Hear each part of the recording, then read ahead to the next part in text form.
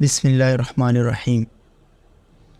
اذان کی ابتدا کیسے ہوئی؟ سن 1 ہجری کو مدینہ طیبہ میں جب نماز باجماعت ادا کرنے کے لیے مسجد بنائی گئی تو یہ ضرورت محسوس ہوئی کہ لوگوں کو جماعت کا وقت قریب ہونے کی اطلاع دینے کا کوئی خاص طریقہ اختیار کیا جائے۔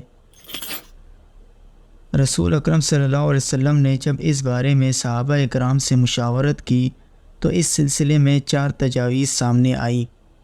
نمبر 1، نماز کے وقت بطور علامت کوئی خاص جھنڈا بلند کر دیا جائے۔ نمبر 2، کسی بلند جگہ پر آگ روشن کر دی جائے۔ نمبر 3، یہودیوں کی طرح سینگ بجایا جائے۔ نمبر 4، مسیحوں کی طرح ناقوس بجایا جائے۔ مذکورہ بالا سبھی تجاویز ان حضرت صلی اللہ علیہ وسلم کو غیر مسلم اقوام سے تشبیہ کے باعث پسند نہ آئی۔ اس سلسلے میں ان حضرت صلی اللہ علیہ وسلم اور صحابہ کرام متفکر تھے کہ اسی رات ایک صحابی حضرت عبداللہ بن زید رضی اللہ تعالیٰ عنہ نے خواب میں دیکھا کہ کسی نے انہیں اذان اور اقامت کے کلمات سکھائے ہیں۔ انہوں نے صبح سویرے ان حضرت صلی اللہ علیہ وسلم کی خدمت میں حاضر ہو کر اپنا خواب بیان کیا تو آپ صلی اللہ علیہ وسلم نے اسے پسند فرمایا اور اس خواب کو اللہ تعالیٰ کی جانب سے سچا خواب قرار دیا۔ اس قسم کے خواب بعض دوسرے صحابہ کرام نے بھی بیان کیے اور آپ صلی اللہ علیہ وسلم کو بھی بذریعہ وحی اللہ تعالیٰ نے اذان کی تعلیم دی۔ صلی اللہ علیہ وسلم نے حضرت عبداللہ بن زید رضی اللہ تعالیٰ عنہ سے فرمایا کہ تم حضرت بلال کو اذان کے ان کلمات کی تلقین کر دو، ان کی آواز بلند ہے اس لیے وہ ہر نماز کے لیے اسی طرح اذان دیا کریں گے۔ چنانچہ اسی دن سے اذان کا یہ نظام قائم ہے اور اسی طرح حضرت بلال رضی اللہ تعالیٰ عنہ اسلام کے پہلے مؤذن قرار پائے۔ کیا آپ کو پتہ ہے مؤذن کی گردنیں قیامت کے دن لمبی ہوں گی؟ حضرت معاویہ رضی اللہ تعالیٰ عنہ سے روایت ہے کہ میں نے آپ صلی اللہ علیہ وسلم کو فرماتے ہوئے سنا، اذان دینے والے قیامت کے دن دیگر تمام لوگوں سے لمبی گردنوں والے ہوں گے۔ قیامت کے دن مؤذنوں کی گردنیں سب سے لمبی ہوں گی۔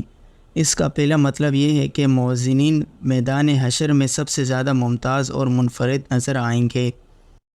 دوسرا مطلب یہ ہے کہ ان کو ثواب زیادہ ملے گا۔ یہ ایک فطری بات ہے کہ انہیں کثیر ثواب کو دیکھنے کی اشتیاق ہوگا اور جس شخص کو کسی چیز کو دیکھنے کا اشتیاق ہو وہ گردن اٹھا کر دیکھتا ہے، اسی لیے ان کی گردنیں لمبی ہوں گی۔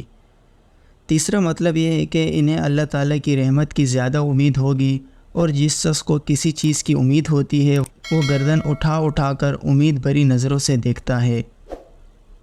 چوتھا مطلب یہ ہے کہ مؤذن اپنے اعمال پر نادم اور شرمسار نہیں ہوں گے، کیونکہ جو نادم اور شرمسار ہوں گے ان کی گردنیں جھکی ہوئی ہوتی ہیں جبکہ ان کی گردنیں بلند ہوں گی۔ پانچواں مطلب یہ ہے کہ میدان حشر میں جب تمام لوگ گرمی سے پسینے میں شرابور ہوں گے، مؤذنوں کو کوئی پریشانی نہ ہوگی، تبھی ان کی گردنیں بلند ہوں گی۔ اذان کے جواب میں کون کون سے کلمات پڑھے جائیں گے؟ حضرت علقمہ بن وقاص رضی اللہ تعالیٰ عنہ فرماتے ہیں کہ میں حضرت معاویہ رضی اللہ تعالیٰ عنہ کے پاس تھا۔ جب مؤذن نے اذان دی تو حضرت معاویہ رضی اللہ تعالیٰ عنہ نے وہی کلمات کہے جو مؤذن نے کہے، حتیٰ کہ جب مؤذن نے حی علی الصلاۃ کہا تو حضرت معاویہ رضی اللہ تعالیٰ عنہ نے جواب میں لا حول ولا قوۃ الا باللہ کہا۔ پھر مؤذن نے حی علی الفلاح کہا تو حضرت معاویہ رضی اللہ تعالیٰ عنہ نے جواب میں لا حول ولا قوۃ الا باللہ کہا۔ اس کے بعد وہی کلمات دہرائے جو مؤذن نے کہے۔ پھر فرمایا میں نے رسول اکرم صلی اللہ علیہ وسلم کو اسی طرح کہتے ہوئے سنا۔ اذان کے متعلق بات ہو ہی رہی ہے تو میں آپ کو اس کے احترام کے سبب زبیدہ کا مقام اور مرتبہ بتانا چاہتا ہوں۔ امام خلیل بن شاہین رحمہ اللہ سے مروی ہے کہ کسی شخص نے خواب میں زبیدہ کو دیکھا کہ وہ شاندار کرسی پر بیٹھی ہے۔ پوچھا گیا آپ کو یہ مقام و مرتبہ کیسے حاصل ہوا؟ فرمایا ایک دن میں اپنی سہیلیوں اور پڑوس کی عورتوں کے ساتھ بیٹھی تھی اور گپ شپ لگا رہی تھی، میں نے مؤذن کی آواز سنی، یوں ہی اس نے اللہ اکبر کہا، میں نے ان عورتوں کو اللہ کے نام کی تعظیم اور تکریم کی خاطر چپ کرایا، یہاں تک کہ مؤذن اذان دے کر فارغ ہوا۔ بس اللہ تعالیٰ نے اسی عمل پر مجھے وہ انعامات فرمائے جو تم دیکھتے ہو۔ یہ وہ ملکہ زبیدہ تھی جس نے حاجیوں کے لیے نہر بنوائی تھی، آج بھی وہ نہر موجود ہے اور اس کے محل میں دن میں سینکڑوں قرآن مجید ختم ہوتے تھے، لیکن یہ مقام ان کو صرف اذان کے ادب پر ملا۔ اسی طرح ایک دفعہ کا ذکر ہے، ایک تبلیغی دوست نے ہندوستان کا ایک قصہ سنایا کہ ایک علاقے میں جب ہماری جماعت گئی تو وہاں ہم ایک مسجد میں ٹھہرے ہوئے تھے اور اپنا کام کر رہے تھے۔ یک محلے کے کچھ لوگ ہمارے پاس آئے اور آ کر کہا، ذرا ہمارے گھر چلیے، ہم لوگ بہت پریشان ہیں، ہمارے گھر ایک میت ہو گئی ہے اور یہ میت کے ساتھ عجیب معاملہ ہو رہا ہے۔ چنانچہ ہم سب لوگ اس کے ساتھ چلے گئے۔ جب اس کے گھر پہنچے تو ہم نے اپنی آنکھوں سے دیکھا کہ ایک عورت کی لاش کمرے میں رکھی ہے اور بہت بڑے بڑے کھن کھجورے اس لاش کے چاروں طرف سے سر سے لے کر پاؤں تک دائیں بائیں منہ کھولے کھڑے ہیں، اور وہ اتنی خوفناک شکل کے تھے کہ ان کو دیکھ کر انسان کی رونگٹے کھڑے ہو جائیں۔ قریب جانے کی تو کسی کی بھی ہمت نہ ہوئی اور سارے گھر والے خوف کے مارے دوسرے کمرے میں جمع تھے۔ دہشت کی وجہ سے کوئی شخص اس کمرے میں نہیں جا رہا تھا۔ گھر والوں نے ہم سے کہا کہ آپ لوگ نیک لوگ ہیں، ہم آپ کو اس لیے بلا کر لائے ہیں کہ ہمارا تو خوف سے برا حال ہو رہا ہے۔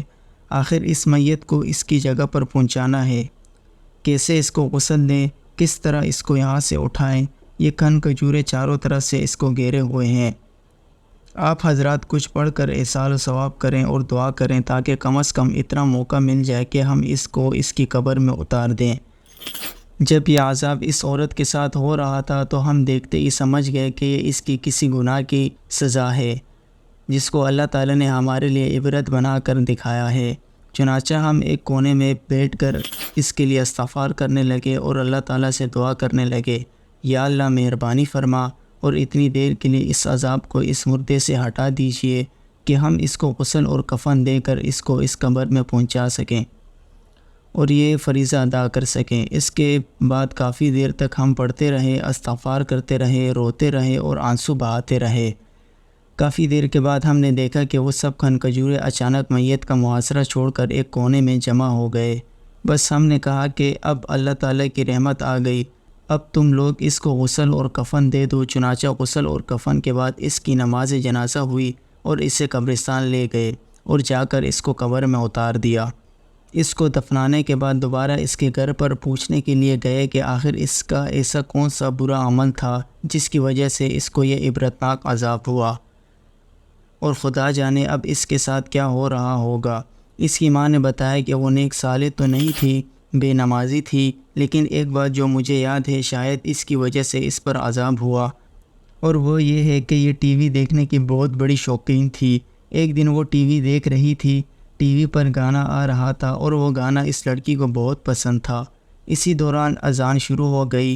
میں نے اس سے کہا کہ بیٹی اذان ہو رہی ہے، اللہ کا نام بلند ہو رہا ہے، اس گانے کی آواز کو بند کر دو۔ اس نے کہا اماں اذان تو روزانہ ہوتی رہتی ہے، لیکن یہ پروگرام، یہ گانا پھر کہاں آئے گا؟ بظاہر یہ معلوم ہوتا ہے کہ مرتے ہی فوراً یہ عذاب جو شروع ہوا کہ اسی گناہ کا وبال ہے، اس لیے کہ اس نے اذان کے مقابلے میں گانے کو ترجیح دی، جس کی وجہ سے یہ عذاب نازل ہوا۔